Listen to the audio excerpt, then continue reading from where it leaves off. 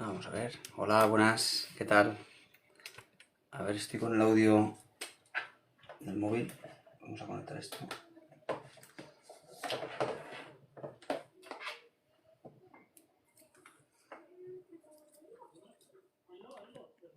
Ahí está.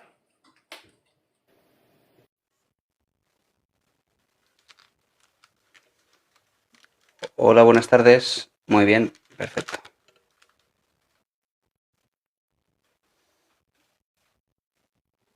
A ver, que suba esto así, un poquito así. Y esto.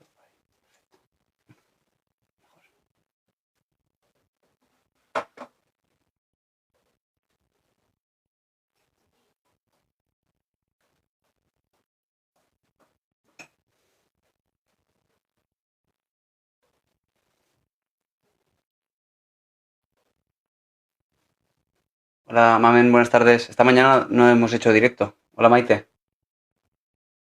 ¿Qué tal?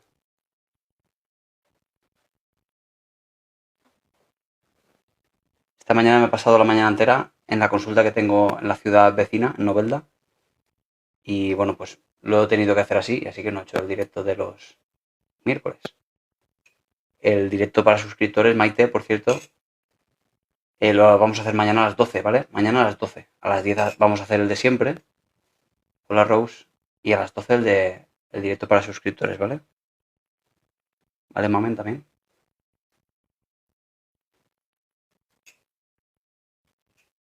Buenas tardes, Beba.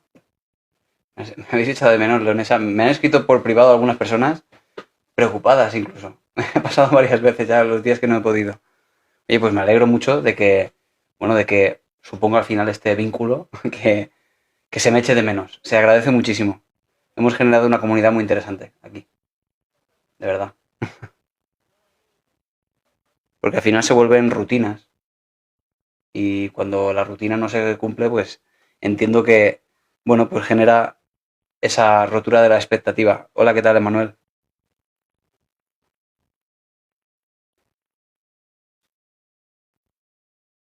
Gracias por el cariño. Es maravilloso. Oye, y por aquellas veces que en vez de cariño, pues recibimos palos, pues también está bien, de vez en cuando. A ver. Ay, es que ganas tengo de comprarme unos focos profesionales.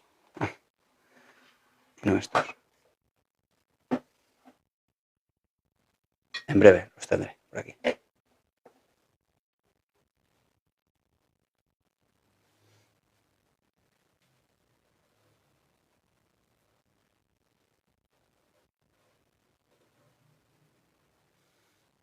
Acostumbrada a las... ¿A la una? ¿A las una? A las 10, claro. Pero sí, mañana volvemos, Leonesa, no te preocupes por eso.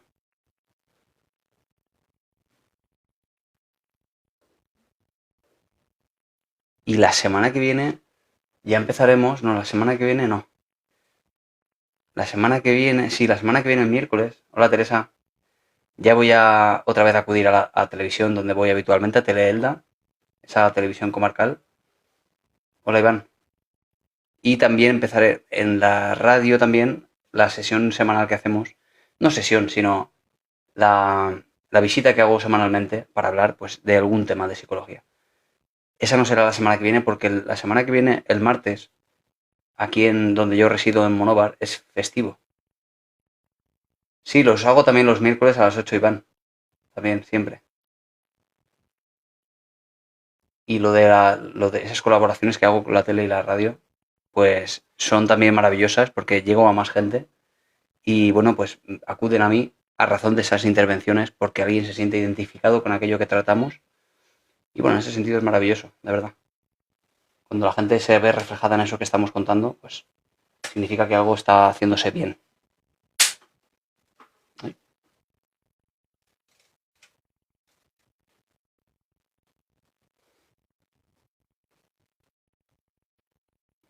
Hola, estoy casada y quiero otro hombre. ¿Qué haría?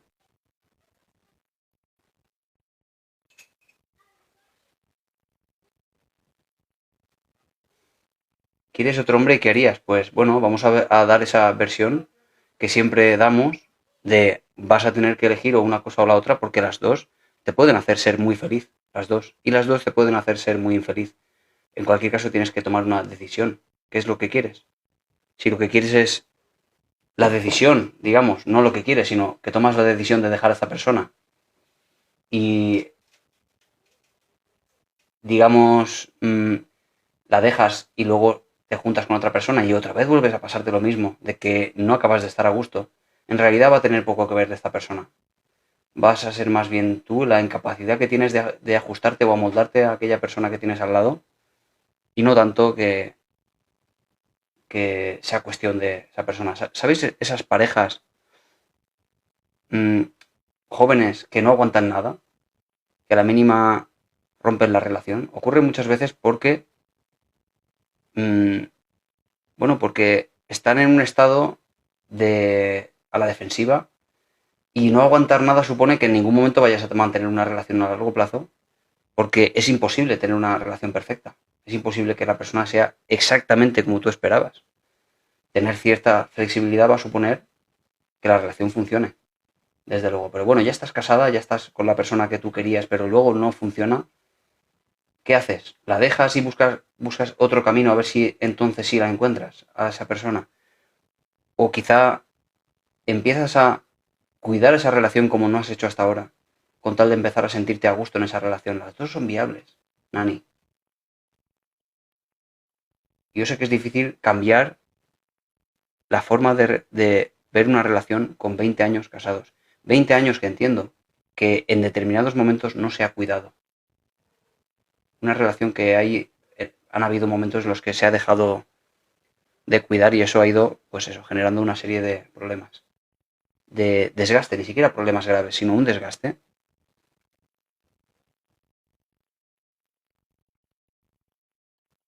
¿Cómo se pueden poner límites a nivel de pareja?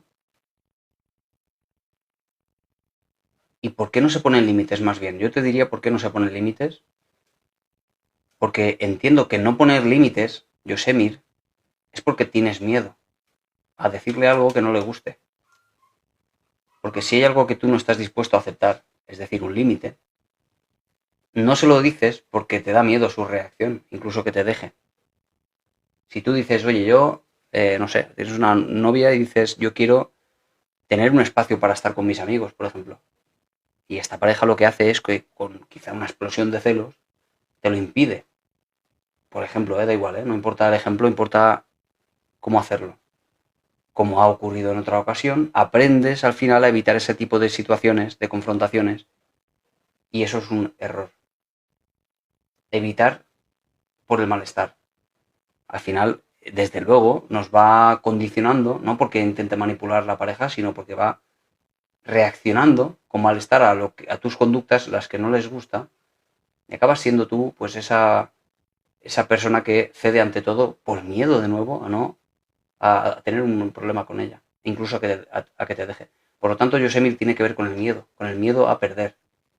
Si no tienes miedo a perder porque asumes que la relación puede que no salga bien, puede que no sea la mujer definitiva o el hombre definitivo, puede ser, pero si aceptamos eso, que puede que no lo sea, ¿miedo a qué exactamente? Más bien uno debe poner los límites a pesar de todo y si es esa persona para ti, los entenderá y los aceptará y si no, pues tendréis que buscar otras personas, ¿no? Si pierdes el miedo, no tienes miedo a poner límites. Soy de Monóvar, Ángeles, Monóvar.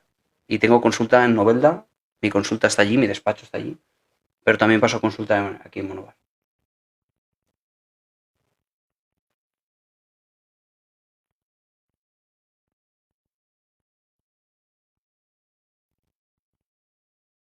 Mi hermana pequeña tiene 14 años y desde que entró al instituto no participa en clase y está apartada. Desde que entró al instituto hay un cambio. Fijaos que cuando, Mirella, cuando hablamos de observar la conducta de los jóvenes, hablamos sobre todo precisamente de esto que estás mostrando, que es un cambio en la conducta. Cuando hay un cambio, algo hay detrás. El que no lo sabes, solo ves la manifestación conductual de un problema psicológico, no un problema, sino más bien de unos procesos psicológicos que no ves. ¿Cuáles son? Quizás está sufriendo bullying, quizás se siente menos que los demás, se está comparando, quizá, en fin, un montón de quizás que no sabemos. Vas a tener que descubrirlo hablando con ella o deducirlo por lo que puedas ver. Pero algo le pasa si ha cambiado de conducta. Eso como padres, como hermanos mayores que veo aquí, bueno, la hermana mayor, está muy bien que lo veas porque tienes que explorar qué es lo que está pasando, tienes que encontrar ese, ese proceso psicológico que le está llevando a ese malestar y ese cambio de conducta.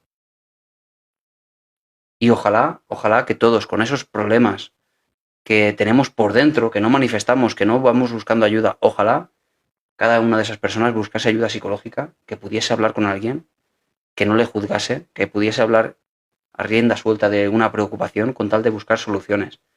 Pero no todos lo hacen. Y ojalá. Así que como hermana te sugiero que le des el apoyo necesario como para poder contarte sus problemas o si no, que busque ayuda, que acuda a un profesional. Y ese es el gran trabajo de la familia, el conseguir convencer al adolescente de que le va a venir bien ir a consulta. Ese es el grandísimo trabajo de los familiares, convencerles.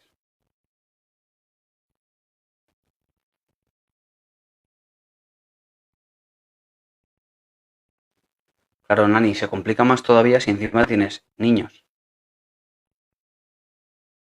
Sí, conozco el mercado central. Elda, claro.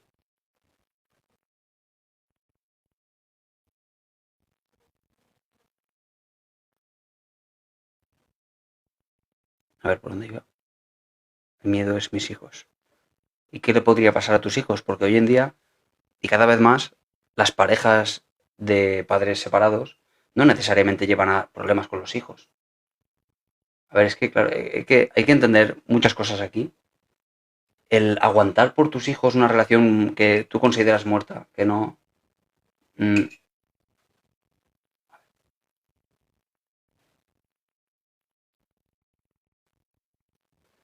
supone, supone desde luego problemas a largo plazo porque también el niño va a verse criado en un entorno en el que no hay amor, en el que no hay cariño quizá. También eso supone un problema, con lo cual es mejor quedarse por los niños. No lo sé. En cualquier caso tienes que tomar una decisión. No puedes quedarte en el camino de en medio. No puedes quedarte por los niños y vivir un malestar constante a través de los años. Creo que si te quedas y decides quedarte con tu marido, si es esa la opción que tomas, que aportes, que tiendas, que empujes hacia que la relación mejore cada día. No vayas dejando que esa relación vaya a la deriva o que vaya empeorando con el tiempo, porque eso lo vas a transmitir a tus hijos también. Y ese modelo de pareja, ese modelo de relación sin amor, es lo que le vas a enseñar a tus hijos, que es lo normal, que es lo que uno tiene que aguantar. Por eso digo que no es mejor opción ni una ni la otra, sino que toma una decisión y vea a por ella hasta el final. Las dos son viables, las dos pueden ser fuente de bienestar o pueden ser fuente de malestar.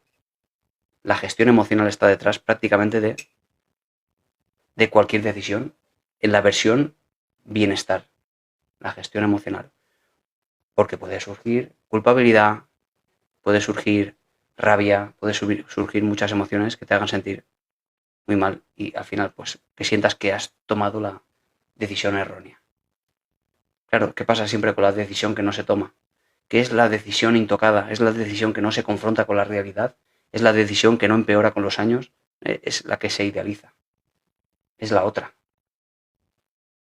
Y no necesariamente es la mejor, solo que por el hecho de que no tiene la confrontación con las rutinas, solo por ese hecho, acaba generando fantasías ideales. Tengo una madre narcisista y me está superando. ¿Cómo hago? Bueno, vamos a empezar con los narcisistas. A ver, 1000. Me preguntas por una madre narcisista. Siempre digo, cuando hablamos de narcisistas, que de poco te valdría a ti que yo te dijese qué tienes que hacer con una persona narcisista si resulta que tu madre no es narcisista, porque es algo altísimamente probable. ¿Por qué razón? Porque narcisistas en el mundo hay muy pocos y madres hay muchas. Lo más probable es que tu madre sea una persona que te hace daño, que te hace sentir cosas que, en fin, que te peleas con ella. Pero lo más probable es que solo sea una madre y no un narcisista. Lo digo porque si yo te doy consejos a ese respecto y resulta que no es, te estaré dando muy mal consejo. Porque estarás tratando a tu madre como una madre narcisista, con técnicas utilizables para una madre narcisista, sin que en realidad lo sea. ¿Qué es lo que yo me encuentro en la consulta todos los días? Cada día, siempre lo mismo. Personas que se quejan de personas narcisistas que luego resulta que no lo son. Que han generado una imagen de esta persona completamente negativa y demoníaca casi de esta persona. Pero cuando empiezan a ver a esa persona sin tanta carga de maldad, cuando empiezan a ver que en realidad esas personas también lo sufren, también tienen sus problemas, no gestionan sus emociones, se enfadan, que hacen cosas porque están enfadados, etcétera, y que no necesariamente planifican para manipularte, sino que más bien reaccionan a estímulos casi como hace un niño pequeño, entonces empiezas a entender que no son personas malas, son personas que lo pasan mal, sencillamente.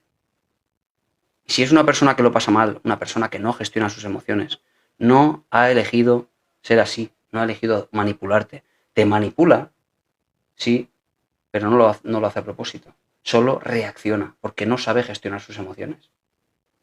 No es que haga una planificación en un panel como en las películas de thriller, sino que más bien va reaccionando a cada una de las cosas y eso a ti te hace, te sonsaca una serie de emociones. Ni siquiera lo planifica en ese sentido.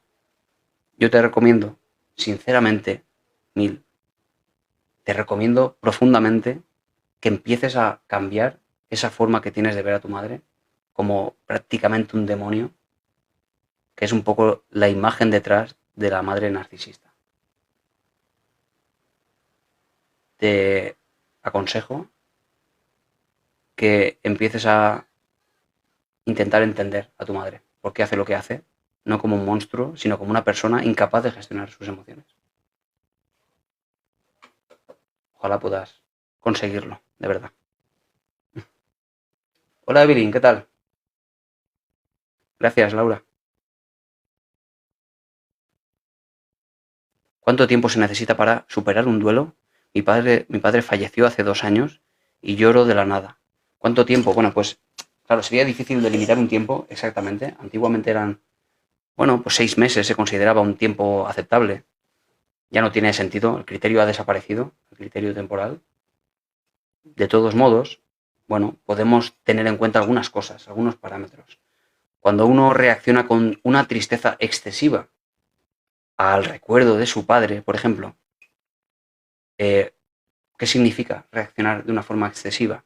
Bueno, pues podemos considerar que excesivo es que el hecho de que sientas tristeza te evite hacer ciertas cosas que antes solías hacer. Eso sí es un problema.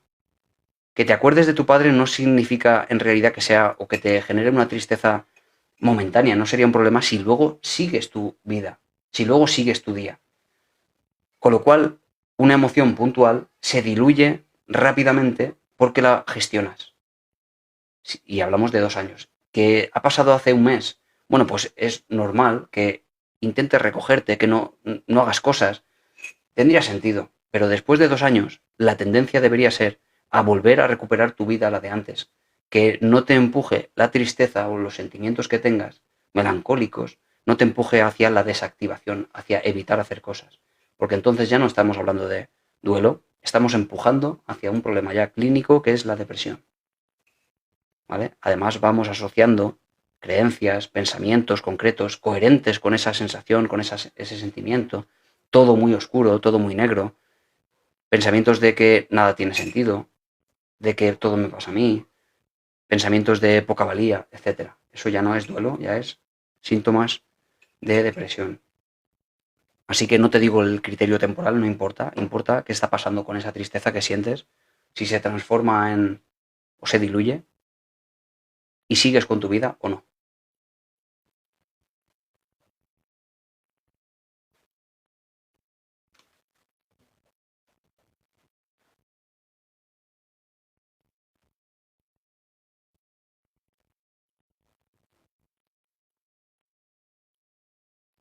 A ver. eh,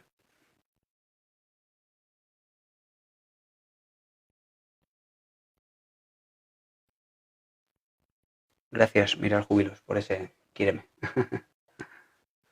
A ver. ¿Cómo supero el desprecio? ¿Cómo superó? ¿A quién te refieres? ¿A otra persona? ¿Cómo superó el desprecio y abandono de mis progenitores? ¿O te refieres a ti? ¿Cómo supero el desprecio y abandono?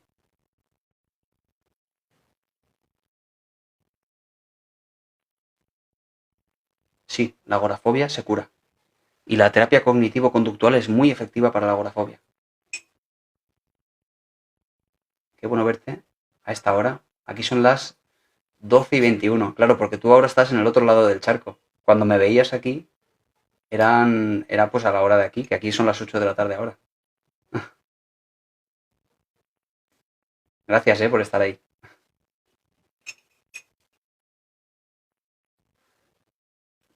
Como veis, me estoy haciendo un té, porque no sé los cafés que llevo ya. Y así que he decidido hacerme un té para dormir esta noche.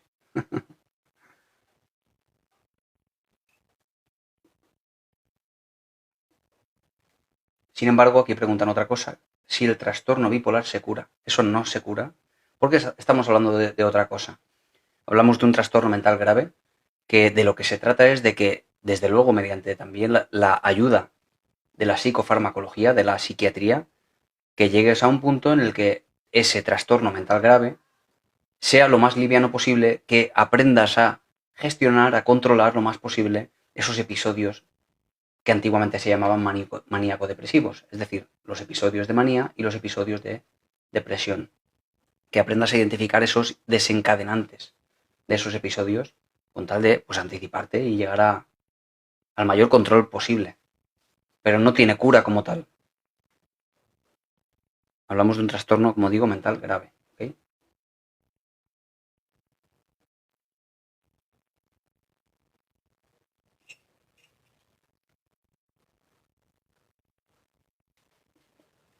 Bueno, vas a ver, Mónica Mejía, vas a ver que durante todo el directo vamos a ir hablando de la ansiedad todo el rato, o al menos de aquello que tiene que ver con cómo gestionar la ansiedad a través de la forma de interpretar la realidad.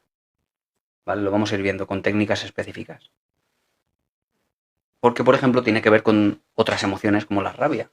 Fíjate, Lela nos dice, tengo una hija que no me respeta, ni me ayuda, y sus dichos siempre me lastiman. Bueno, ¿qué está pasando aquí?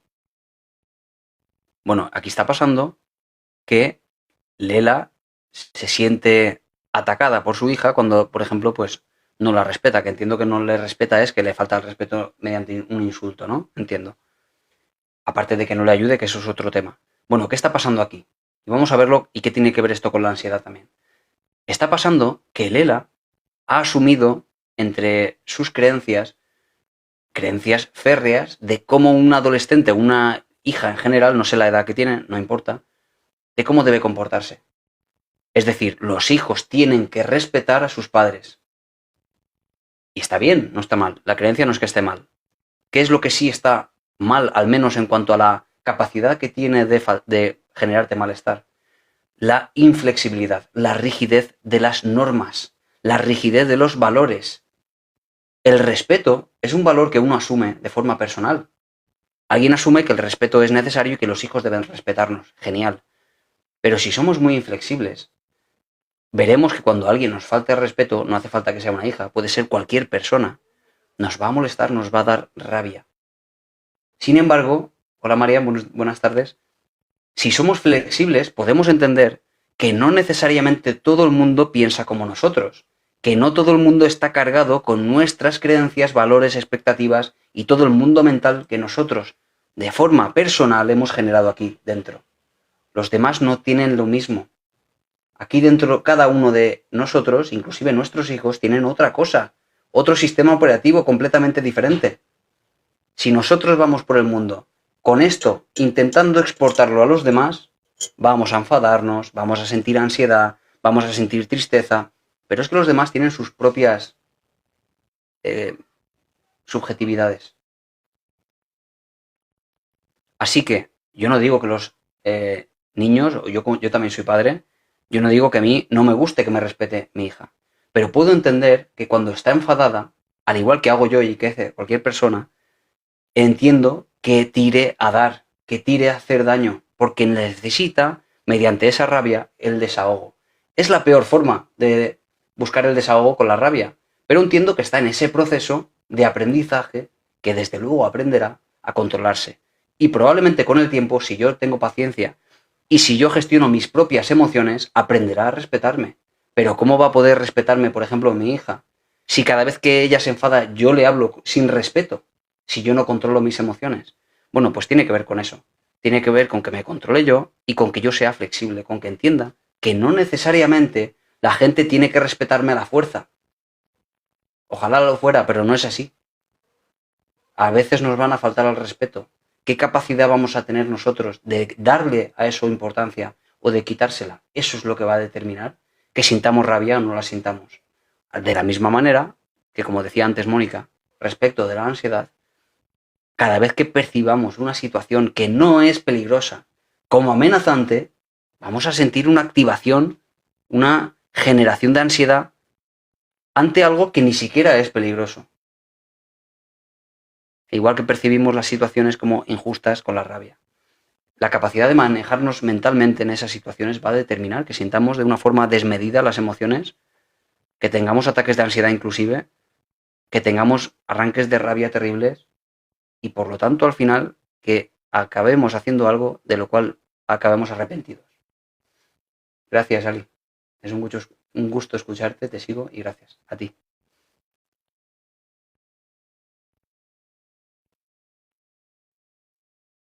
Siento que me rechazan las amigas y la gente.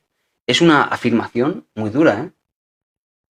Gracias, del 78. Esta mañana no he podido estar.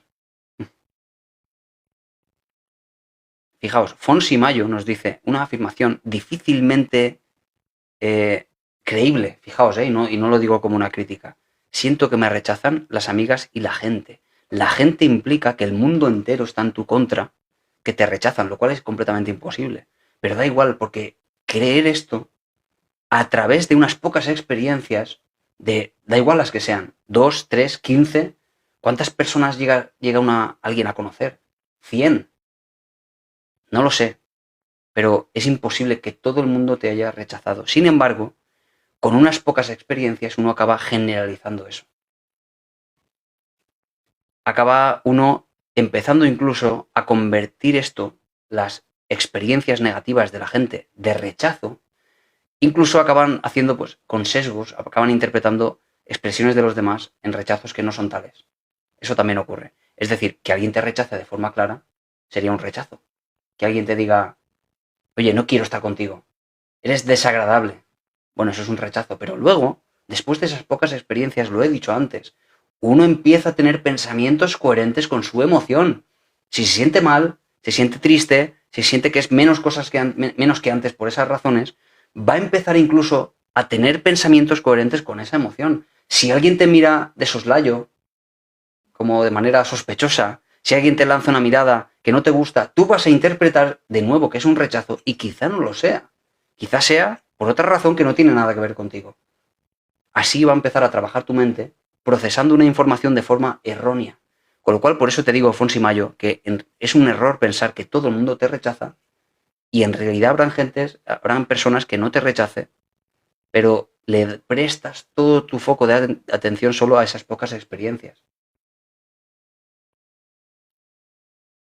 Y creer o darle, maxificar esas experiencias en las que la gente, pues, ya ni siquiera que te rechace o te alabe, sino que te ignore.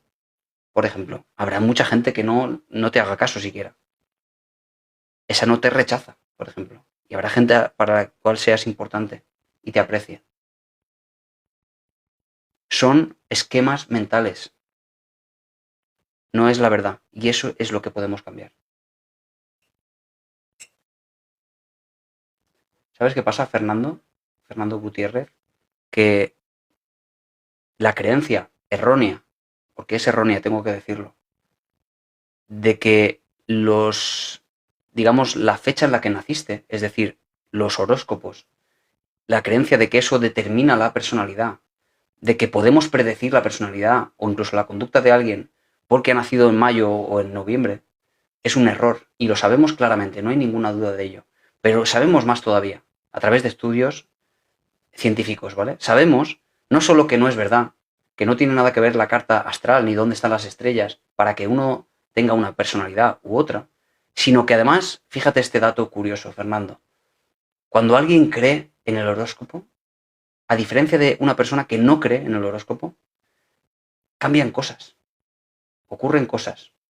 ¿Qué ocurre? Que si tú creyendo en el horóscopo, solo porque crees en el horóscopo, lo lees, y de pronto ves en un texto ambiguo, generalista, como pasa con esos textos del horóscopo, de pronto se siente identificado con un texto solo porque cree en el horóscopo. Solo por esa razón. No solo eso, sino que dado que cree en el horóscopo y se identifica con ello, aquello que pone en el texto acaba haciéndolo. No porque lo pusieran en el horóscopo, porque supiera algo que no podía saber, sino porque lo ha leído. Acaba incluso determinando su conducta. Lo he dicho muchas veces. Cuidado con las creencias. No son inocuas. Las creencias determinan nuestra conducta. Lo he dicho muchas veces. Eso de cada uno que crea lo que quiera, así es. Pero cuidadísimo con las creencias. Y cuidadísimo con los adolescentes con sus creencias, porque acabamos metiéndonos en unos líos tremendos. Eso del horóscopo es cosa del demonio, eres como eres y punto, y no hay más. Sí, o al menos vivir sin permiso no es real, solo son creencias. No hay ninguna evidencia de ello. Sería muy fácil, de determinar la veracidad de los horóscopos. Pero se ha medido muchas veces, no tiene ninguna capacidad de predicción. Sin embargo, si sabemos de otros muchos modelos, como los modelos de la personalidad, del Big Five, por ejemplo, que delimita entre si las personas son más o menos extrovertidas, si son más o menos responsables, si son más o menos, es decir, si cumple o entra dentro de ciertos parámetros, podemos predecir cómo es y cómo va a actuar esa persona, pero no a través de en qué mes nació o dónde estaban las estrellas en el mes que nació. Eso no determina nada ni puede hacer predecir nada, sino que más bien a posteriori, con ese efecto que llamamos efecto, a ver si me acuerdo el nombre, lo recordaré, seguro, sino que más bien ya a posteriori, una vez ha pasado, le intentamos dar sentido a aquello que ya ha pasado.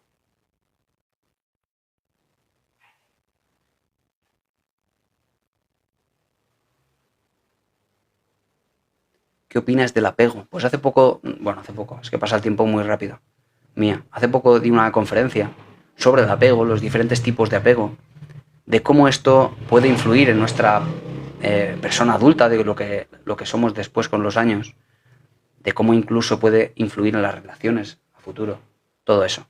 Estuve hablando de eso. Y no solo a modo de especie de diagnóstico de qué tipo de apego tiene uno, sino sobre todo por encontrar qué es lo que hay después, qué podemos hacer con ello, con tal de que no determine eso nuestra vida. La infancia que tuvimos no es algo escrito en mármol que no se pueda cambiar, sino que realmente siempre hay cosas que se pueden reescribir a nivel psicológico. Y te recomiendo, Mía, que te metas en mi canal de YouTube, ahí tengo la conferencia entera publicada, e incluso algún vídeo extraído de ahí corto. Te lo recomiendo, ¿vale? Porque he hablado mucho de esto del apego. Claro, ya son tantos directos que he hablado mucho de todo, ¿vale? Pero bueno, no pasa nada. Si te apetece saber de este tema, que es muy interesante, te convino a meterte en el directo, en la conferencia, ¿ok? ¿Qué es tener personalidad límite? Bueno, personalidad límite. ¿La viste, mamen? Personalidad límite, perdón, es un trastorno de la personalidad que tiene que ver con un desajuste emocional muy fuerte, con un sobrepensamiento y una atribución causal errónea de las cosas. tienden constantemente a ver intenciones negativas de los demás hacia uno mismo, etc. Y eso lleva que con esa intensidad emocional y esa incapacidad de gestionarlo, lleva muchas veces a la autolesión, etc. y a la probabilidad de pensamientos autolíticos. Necesitan de una terapia a largo plazo, no a corto plazo, como pasa con otro tipo de trastornos. Y bueno, pues en general, como pasa con cualquier trastorno de la personalidad. Por aquí preguntaban hace poco, lo he visto por encima, pero no me ha dado tiempo, sobre si un narcisista lo sabe, que es narcisista. La respuesta suele ser no, ellos mismos no ven problema, a no ser que de pronto un narcisista, y hablo de un trastorno narcisista de la personalidad, es decir, una persona que es así de verdad y no que le dicen que es así los demás, ¿vale? Que eso es otra cosa, que existe esta tendencia ahora de que cuando alguien me cae mal es narcisista o es psicópata, y no es así. Narcisista es otra cosa. Pero si alguien se da cuenta o no, puede ocurrir, y así ocurre en pocas ocasiones, que esta persona se dé cuenta de que esas creencias erróneas de su altísima capacidad, de su capacidad prácticamente sobrehumana, de su gran sapiencia, de su gran capacidad elocuente de hablar, de su gran capacidad de convencer a los demás, luego no es tal. Su gran inteligencia no coincide con los datos, hace un examen y no aprueba, no es capaz de influir en los demás como pensaba, etc. Puede ocurrir que llegue un momento en que diga, a ver si estoy equivocado, dude, y entonces se dé cuenta de que quizá tenga un problema, porque tiene esa gran tendencia, casi arrebatadora e imposible de controlar, de destacar sobre los demás. Sin embargo, no destaca. Las personas con narcisismo tienen una autoestima frágil, porque se sienten muy a gusto consigo mismos, pero siempre se ven necesitados de constante validación externa. Cuando eso se rompe, dado que no siempre van a ser los mejores, pues esa fragilidad hace que se rompa esa autoestima.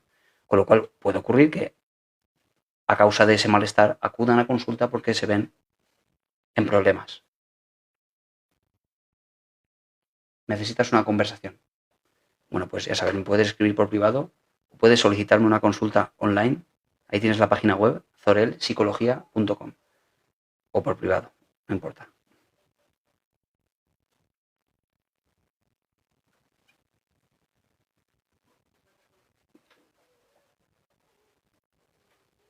Yo busco un psicólogo para mi hijo que tiene depresión. Se pasa muy mal con la depresión, ¿eh? Pues sobre todo cuando ni siquiera es tuya, sino que es de un familiar al que incluso intentas ayudar y no siempre puedes porque no quiere.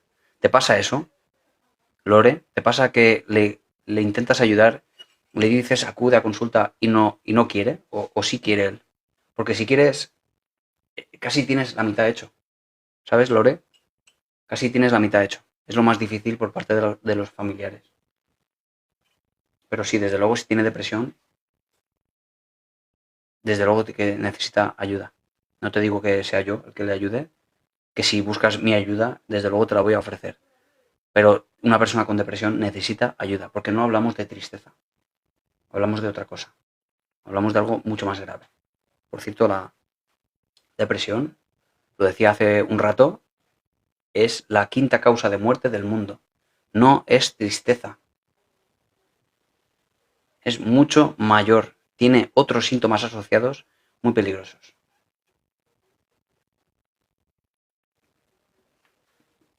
Y desde luego que necesita ayuda psicológica.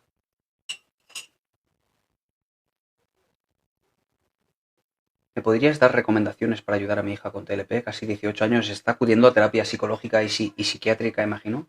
Rebeca. Yo te daría un pequeño tip, ¿vale, Rebeca? Sí, pero la quetiapina y la fluoxetina realmente no son para su trastorno de la personalidad, porque no hay farmacología para un trastorno de la personalidad. Está tomando fármacos para síntomas que van surgiendo además del trastorno de la personalidad. Claro, con lo cual tomará fluoxetina si está depresiva, tomará un antipsicótico si tiene en algún momento un acceso psicótico, etc. Pero realmente no hay farmacología para eso. Es decir, no hay farmacología para la alta inestabilidad emocional, para la alta sobreestimación de los pensamientos de los demás, de la percepción de de ser el centro de atención de los demás, de criticarme de los demás, de hacerme daño, de intenciones varias. Para eso no hay fármacos, para eso solo hay terapia psicológica. Yo te diría, como consejo así, en general, no se lo han querido diagnosticar en papeles.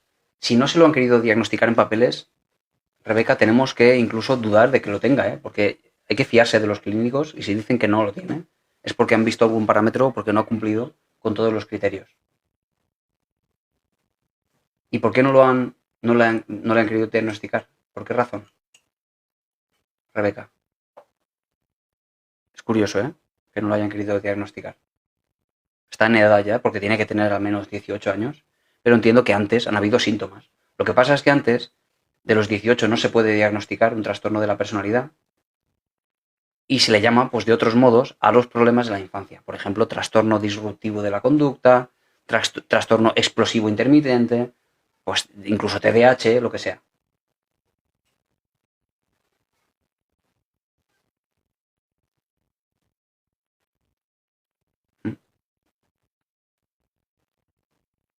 Exactamente, ¿ver? Entiendo que te has sentido identificada, ¿no? ¿Me puedes explicar la diferencia? Ah, porque no tiene 18 todavía, claro, por eso no la han diagnosticado. Porque tiene que tener 18 para poder entrar en esa categoría. Por esa razón, Rebeca.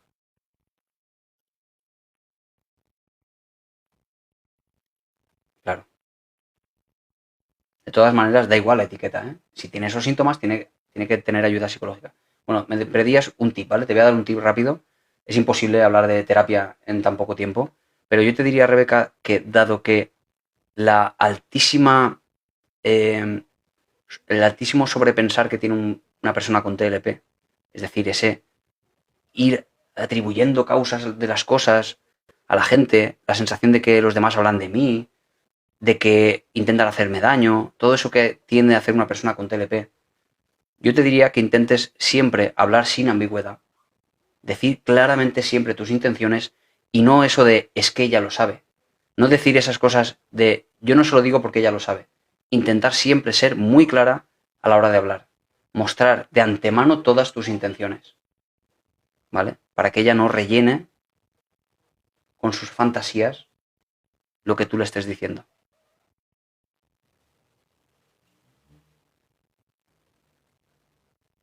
La diferencia entre depresión y ansiedad. ¿Pensáis o piensas, Mariam, que la diferencia, o al menos lo planteas así, porque consideras que la depresión y la ansiedad son extremos de lo mismo? Es decir, más ansiedad, por lo tanto menos depresión. ¿Consideras que es así, Mariam?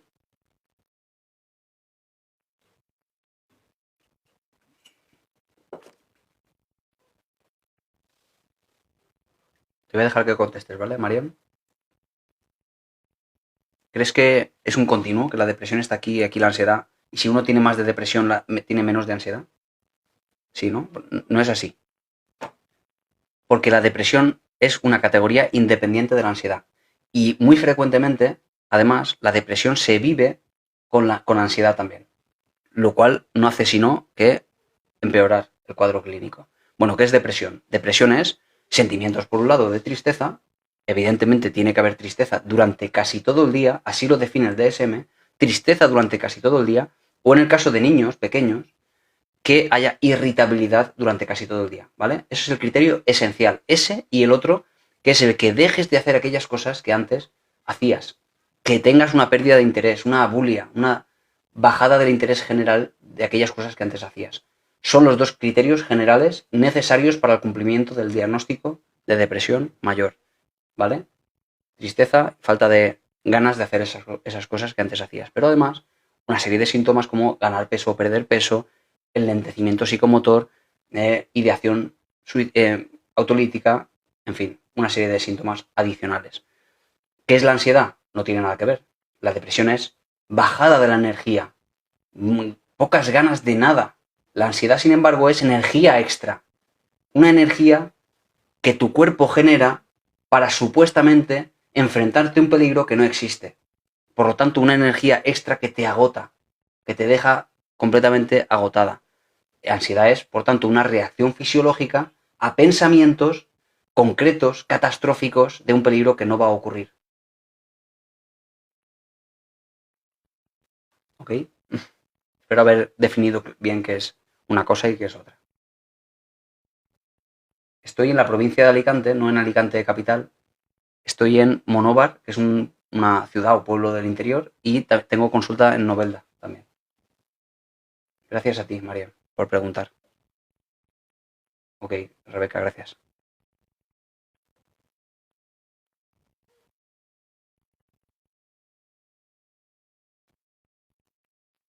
¿Es normal no tener juego con el marido? Bueno, por ejemplo, ante esto, Eleanor, podríamos plantear no tanto el síntoma, podríamos plantear incluso mejor la solución, ¿no? Si no hay juego con el marido, ¿qué puedes hacer para cambiarlo? ¿Qué puedes hacer para introducir juego con el marido? Si es algo que te preocupa incluso, ¿no? Podríamos plantearlo así, ¿no? Hay que buscar soluciones a los problemas.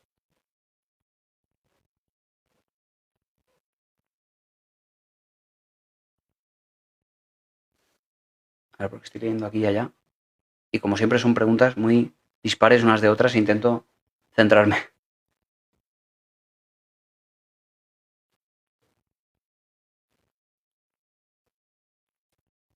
Tengo ira y me da rabia no controlarla. Me hace sentir mala persona. Fijaos, ¿no? Como una emoción. Hola, Lisette. Fijaos como una emoción de rabia, que en principio solo es una emoción, sin embargo acaba generando sentimientos más profundos adyacentes a esa rabia que es la culpabilidad. Te hace sentir mala persona, fíjate, ¿no? Como algo tan concreto como la rabia, que debería aparecer y desaparecer al momento, eso sería una emoción adaptativa, genera otras consecuencias y te hacen cuestionarte si eres o no buena persona. Fijaos, ¿no? Qué doloroso, dolorosa sensación. Solo es rabia. Pero la rabia, que solo es una emoción, ¿qué es lo que acaba desencadenando? Por la intensidad de energía que produce, pues una conducta. Y alguien acaba por rabia, gritando, dando un portazo, en fin, todo eso que lleva desde luego a hacernos sentir culpables. Pero si la rabia apareciese y nos diese energía para poner límites a los demás, sin desencadenar una conducta desmedida, estaría bien, estaría muy bien. Ese es el objetivo de la gestión emocional dentro de la terapia. Siempre la gestión emocional soluciona casi todos los problemas psicológicos, porque si hablamos de tristeza, de la depresión, hablamos de que eso lleva a la depresión. Si hablamos de la alegría, la euforia, que lleva incluso a la manía, si hablamos de la rabia, que lleva a determinados tipos de trastornos, como este que comentaba antes, el explosivo intermitente, en fin, a desencadenar arranques de rabia demasiado incontrolables. Si hablamos de incluso del asco, nos lleva a las fobias. Es que las emociones están detrás de todo.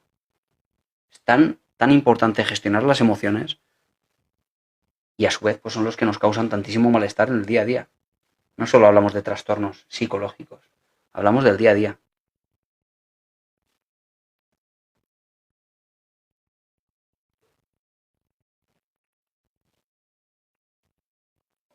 Estamos, Rocky, hablando de la ansiedad mucho rato y siempre hablamos de la ansiedad, ¿vale? Porque está detrás de muchas cosas. Sí, puedes hacer la pregunta que quieras, Arturo.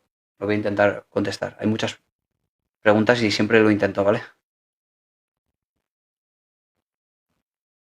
A ver, vamos a ver. Es porque se me van a hacer los comentarios. Voy a intentarlo, ¿vale?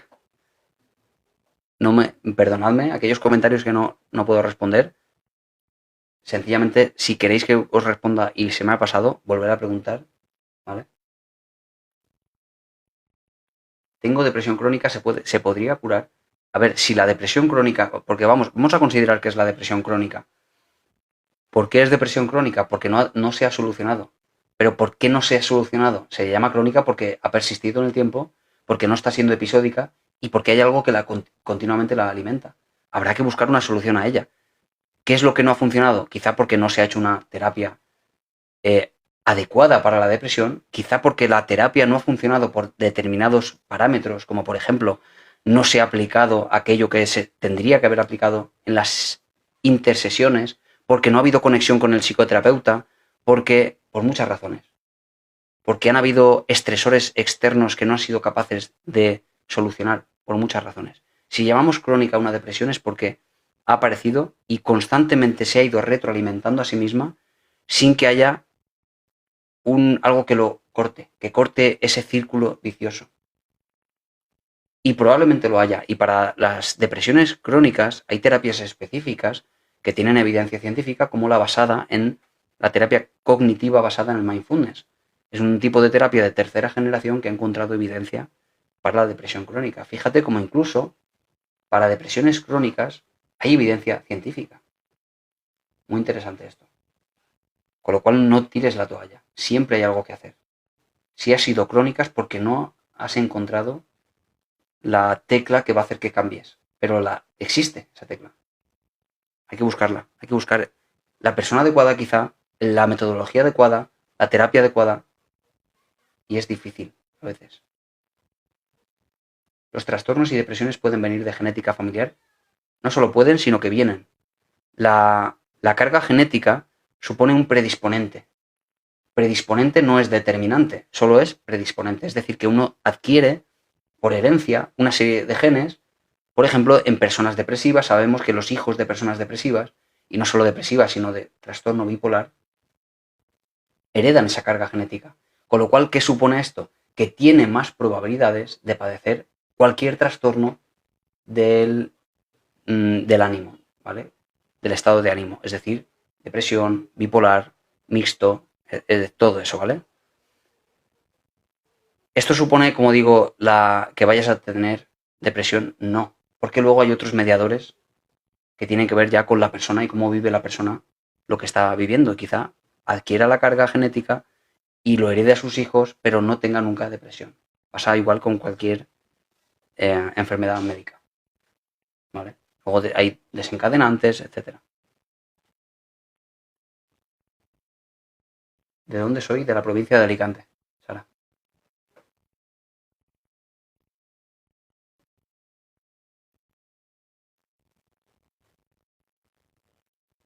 ¿Me preguntas por la agorafobia? A ver. ¿Qué quieres saber de la agorafobia? Podríamos hablar de la agorafobia durante una conferencia de hora y media. No, no es más importante lo que vivas en la infancia, Rebeca. No lo es. Y cuando hablaba de la charla esta que hice del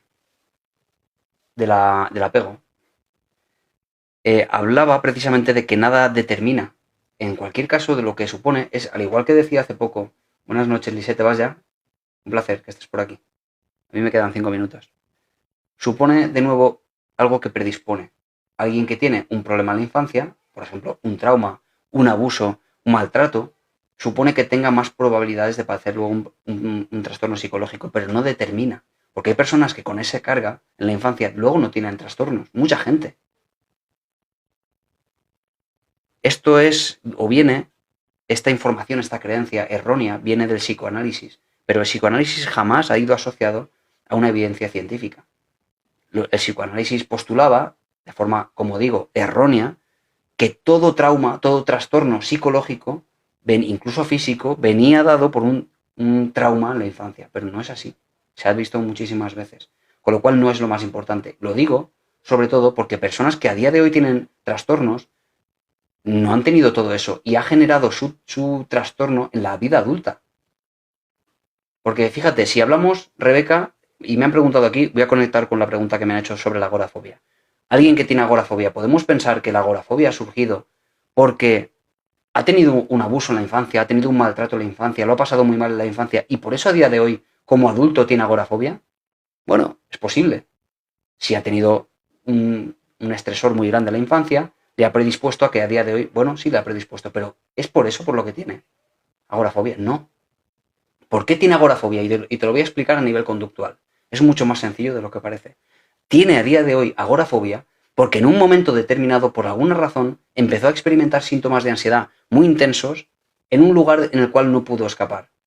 Es decir, un ataque de pánico en un centro comercial, en un concierto, en un supermercado, donde sea. Lo pasó tan mal, temió incluso morir de forma inminente, hasta el punto de que cuando ya pasa el problema, el ataque de pánico, y está en su casa, hasta el punto de que empieza a temer que vuelva a suceder en un lugar, de nuevo, donde haya pocas posibilidades de huir o de ser juzgado. No es agorafobia miedo a espacios abiertos, ni a estar en la calle, no, es miedo a tener otra vez un ataque de pánico o un malestar muy grande en un lugar donde te juzguen, donde no puedas escapar. Esa es la idea.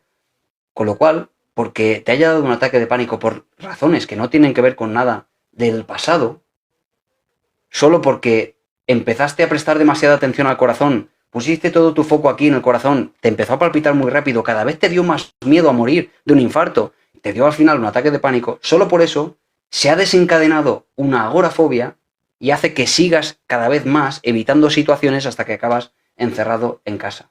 Con lo cual, el motivo de tu agorafobia es el ataque de pánico y del miedo, del miedo al ataque de pánico, no un problema en la infancia.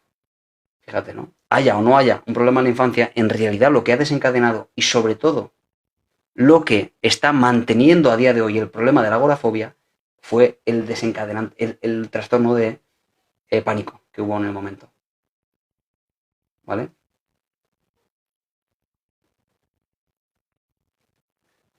No sé qué me has dicho, madre, se me ha pasado seguramente.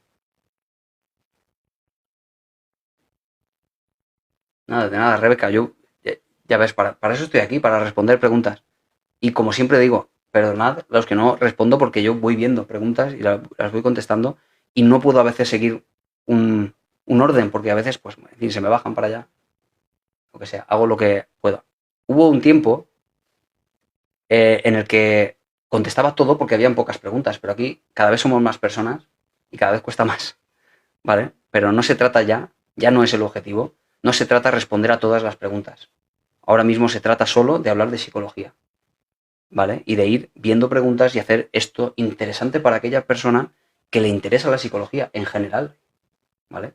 No tanto de responder todas las preguntas. Esto no es una consulta psicológica. Si alguien quiere una consulta psicológica privada en la cual podamos hablar concretamente de un problema personal y que busque ayuda para eso, yo estoy encantado de ofrecer una consulta. Pero no es el objetivo de esto, ¿vale? El objetivo de esto es hablar de psicología, divulgar la psicología, ¿vale? La divulgación científica. ¿Ok?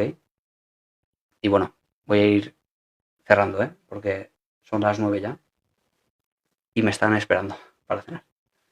Así que un placer a todos, como siempre. Esta mañana no he podido, pero me apetecía estar aquí. Es muy importante la salud mental, sí. Mañana, si quieres, Nuri, te vienes y hablamos de la hipocondría, ¿vale? Mañana a las 10 en punto estoy aquí en directo. Y mañana a las 10, sí, mañana es jueves y mañana a las 10 en punto estoy aquí.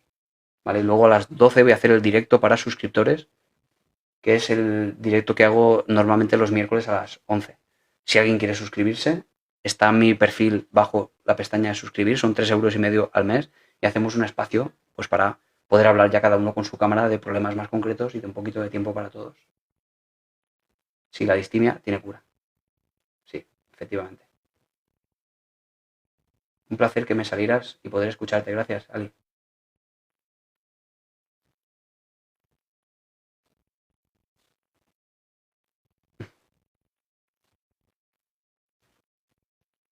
Un placer, Rebeca.